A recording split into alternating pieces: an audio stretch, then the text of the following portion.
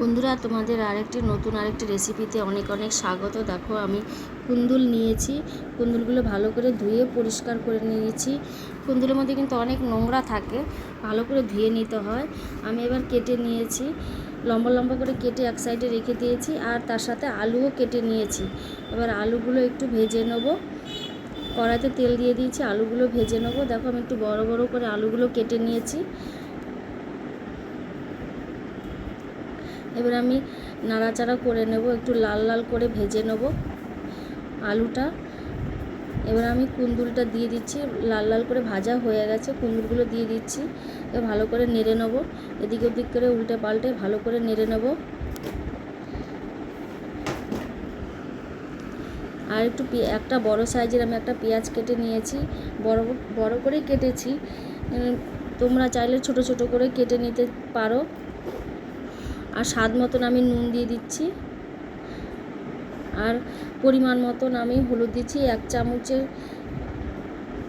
Half চামচ মতো আমি হলুদ দিয়ে দিচ্ছি। রেসিপিটা একটু সাদা সাদা টাইপের হবে, বেশি লাল হবে না। দেখো, নরম নরম হয়ে গেছে। আমি নুনটা দেওয়াতে দেখো অনেকটাই কমে গেছে। এবার আমি ভাজা হয়ে গেছে, আমি নামিয়ে নিচ্ছি। এবার আরেকটু তেল দিয়ে দিচ্ছি। তোমরা চাইলে সর্ষের তেল দিয়ে করে নিতে পারো। আমি সাদা আর কালো জিরে দিয়ে দিলাম। আর কাঁচা লঙ্কা, 4-5টা কাঁচা লঙ্কা আমি চিড়ে নিয়েছি। আর ধনের গুঁড়ো, জিরের গুঁড়ো, লঙ্কার গুঁড়ো আর গরম মশলা দিয়ে ভালো করে মশলাটা কষিয়ে নিচ্ছি। আর 3 চামচের মতন আমি বেসন দিয়েছি। বেসনটা ভালো করে কষিয়ে নিতে হবে, ভেজে নিতে হবে। ভাজা দেখো প্রায় হয়ে গেছে। দেখো, এরকম ভাজা হয়ে যাবে, ভালো করে নাড়তে হবে। তারপরে এবার ভাজা যেই সবজিটা রেখেছি, কুন্দুলটা, সেটা এখন আমি দিয়ে দিচ্ছি। দিয়ে ভালো করে নেড়ে চেড়ে নেব। এদিক ওদিক করে ভালো করে নেড়ে চেড়ে নিচ্ছি। আমি গরম মশলাটা মশলার সাথে দিয়েছি, তোমরা চাইলে পরে দিয়ে নামিয়ে নিতে পারো।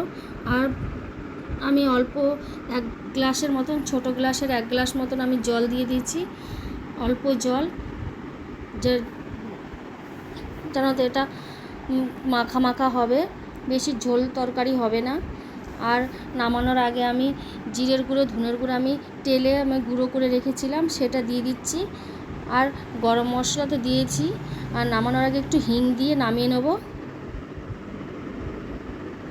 দেখো বন্ধুরা, তোমাদের যদি ভিডিওটি ভালো লাগে লাইক শেয়ার কমেন্ট করো। আর ফেসবুক থেকে দেখলে ফলো করে দিও। আর কে কোথা থেকে দেখছো কমেন্ট করে জানিও। আর ভালো থেকো, সুস্থ থেকো বন্ধুরা।